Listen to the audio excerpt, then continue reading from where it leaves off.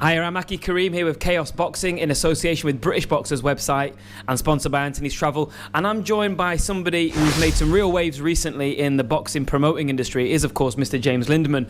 Now, James, you just had your show on the, remind me of the date, 22nd of October, Return of the Hyde. Very, very successful show. Talk me through how it went for you. Steep learning curve from the first one. I enjoyed this show. I think the first show, you're running around. That was back in June.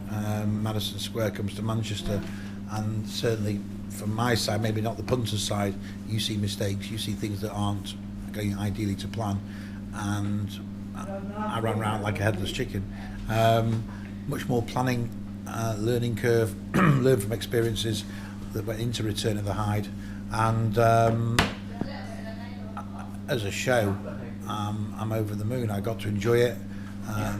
You watch other promoters, they're sat watching the fights, they're networking and making sure that the paying punter is comfortable and enjoying themselves, mingle. That's from my side. Most importantly, the fights, we had 6 fights that night. Every single one for different reasons were great fights, and that was a huge bonus. Well, let's kind of have a look at some of those fights then. So, Michael Gomez Jr., Yeah, he finished off the card. Full credit to Michael. I've got on record before saying a number of my colleagues in the promotion game, excuse me, peers in the promotion game, had said, Michael, it's well documented, Michael's background and life story so far. But I saw a fighter that trained really hard. Really, he probably knew maybe he was on his. Who am I to say his last chance? That's not for me to say. But certainly in this area, other promoters were hesitant to have him on their card. They'd been burned by certain situations, some his own fault, some not his fault. I went with the decision that I wanted to give this boy a chance. 21, he's a boy. But he trained really hard. He ended up in a tough fight with Yusuf Al-Hamidi. He had a good pedigree from before. He'd lost a Crawler or beat Crawler, I think. So Stone Heavier came into the ring. I think Michael's performance wasn't the greatest. It's not going to send shockwaves around through the industry maybe just yet. But most importantly for Michael, he got back in the ring. He had a good little following. He's got he's got a really good sponsor behind him now, who I know personally actually. And who's that sponsor? Sorry. It's a company called Manchester Drinks. Right. But the point is, the individual that runs that company is a trusted person, and I think Michael's starting to listen to that person. And I think Michael needs good people around him, and he can push on. And that performance, being in the ring, and showing people, hold on a second, I ain't finished. I've said what I've said. I've delivered on what I said I would do, which is train hard, work hard, and perform to the best of my ability. Michael did that. Well, you did take a gamble on him, and it proved to pay off. Now, talking of gambles that paid off, in the main event, we saw Mr. Sam Hyde going against Blaise Mandu in what can only be described as a really intense, close fight. How did you see that one go, and a boy turn into a man in Sam Hyde in that fight? Yeah, I think when I took Sam over, it's a year more or less. We had Sam out in October 2015 on Pat Barrett's Black Flash promotion, and I think Sam admittedly would have said in the past he would look for that big right hand finish. It was a bloody tough fight. I'm at ringside. I'm not alone in potentially. Do I personally think he won? Just yes, I do. My decision, but again, you can get 10 other people that would say it was a draw. You'd even get another 10 people that would say Blaise won it. Right? I'm not going to say just as Sam's business manager saying Sam 100% won that. It was a very tough fight. I think Sam technically boxed better. I think Sam showed he's got a phenomenal chin because he took some punches. Atmosphere around that fight was brilliant. Black Flash guys were brilliant. Blaise deserves the utmost credit. Blaise Mandu has put his name on the map. He has. Is there a rematch in time? I think there definitely should be a rematch in time because it could be built up. So full credit to both fighters. You mentioned Sam becoming turning into a man. He boxed really clever. He showed that he's got a chin. We've just said that, but he also showed that he can technically adapt his style in the ring. He got a nasty cut in the second round. Blood streaming down his face from a clash of heads. And certainly in that third round, he came back once Wensley and Morris and Dan had done their job in the corner. he listened to instruction, which does show a guy is able to listen even at intense times. Yeah, and I mean, in the pre-fight interviews, I was really impressed with his maturity. And, you know, in this sort of fight, I mean, it says a lot about him just to go in with someone like Blaise Mundou.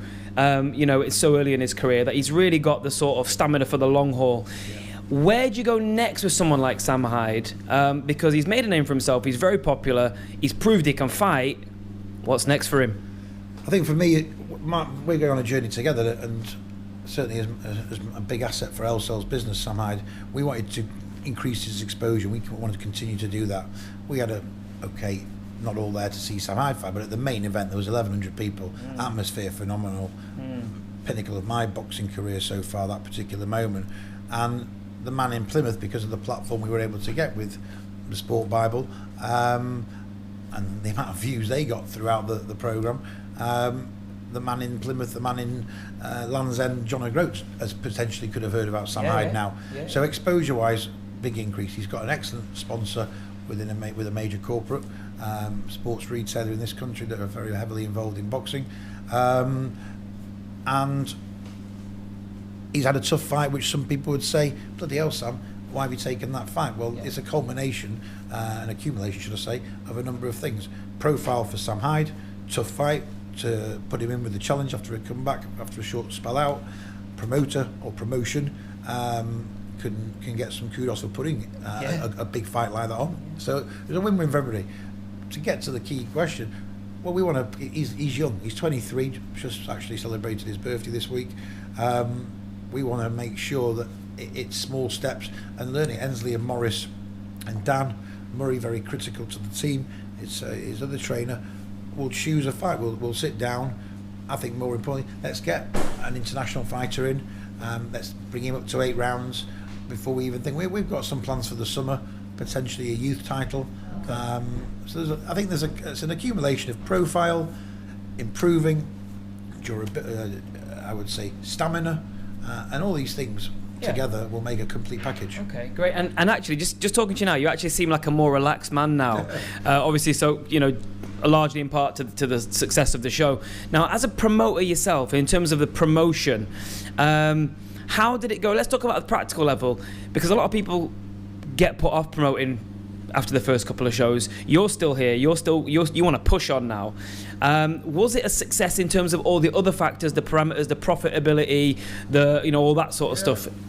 Okay, well, we're not going to go to Barclays Bank, which is next door, and start speaking to my bank manager, but just about broke even, which is critical. Anybody who hasn't seen it, or let's say who has seen it, sees there's a lot of expense going into L-SEL's show. That's not disrespectful to any other promoter whatsoever. It's what we want to do. It's maybe, as I said before, we're not from a boxing background. We're learning the game as very quickly. You have to learn the game. But we're looking to do other things that maybe our shows can stand out, that boxers potentially want to be on our shows to get that experience of the big event or big arena feel. Just about broke even. I ain't going off to Barbados at Christmas. I'll let someone else, probably Eddie, will probably do that after the success of his shows this last year. But we're not. We're carrying on. It's allowed us to push forward. Our sponsors are delighted because of the exposure. We were talking 500,000 views. I'm not going to 500,000 views on the Sport Bible. That concept works. People sat on the couch, whether they're watching Eggington, Gavin in a phenomenal fight last weekend. They're also maybe on their phones watching our event because they have you summed me up to a T there. I was there at Eggington and Gavin, and I was staying in with yours. Yeah. So there you go. So it's a platform for us. Great fights. I'm really chuffed that I am more relaxed because you learn quickly. If you don't learn in this game, you're out of the game. And I say, it's nice.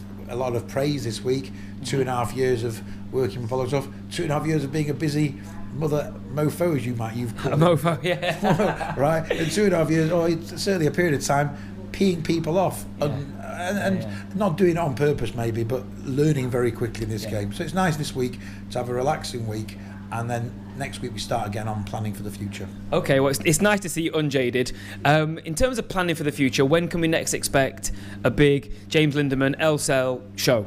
We're looking at end of February, latest first week March, second week March, depending on other dates in the calendar. We'll go at bowlers again. Why break something that doesn't need to be broken? And we're planning a big outdoor show in the summer as well, if we get it all to plan. Fantastic. Well, do you want to shout out any of your sort of people you work with, give any special thanks? I know you're big on giving thanks to people who deserve it. I'm giving big thanks all week on other social media solely because you cannot say, it's not me who should take the praise or applaud solely, but no, I've been lucky to get a good team. Ben Shalom is phenomenal. He's my right hand man. He's young, he's bright, he puts up with me. Anybody who does that, and my wife obviously deserve platinum medals. The production team, HQ production, great. And I think anybody that came and supported it, and I think had faith in what we're trying to do here, because there's some great shows out there. We're not at the level yet in terms of we were fortunate that the fights were as good as we discussed. I mean, Shane Singleton came on, and just briefly mentioned him, took a tough southpaw late on, tough draw. But it'll give him the experience to push on, and it gave him that fight that he needed for the fight against Skeet in a few weeks' time. Mindles Borbley made a second fight, good fight against Will O'Reilly. So we were lucky that we had 6 good fights, good people around it, and people enjoyed.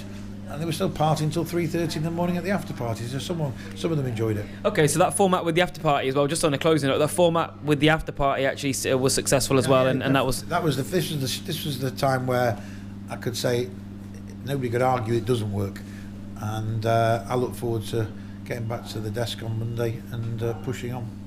Well, there you go. He's working hard and actually delivering the goods as well. It's been a pleasure speaking to you. Thank you very much. This, of course, is Mr. James Lindemann, an exciting new promoter. Watch out for his stuff. It's L-SEL. It's, I mean, you've got more and more shows coming. And to be honest with you, I'm excited about the next show. I'm Aki Kareem with Chaos Boxing in association with British Boxers, sponsored by Anthony's Travel. Power. Sonic boom!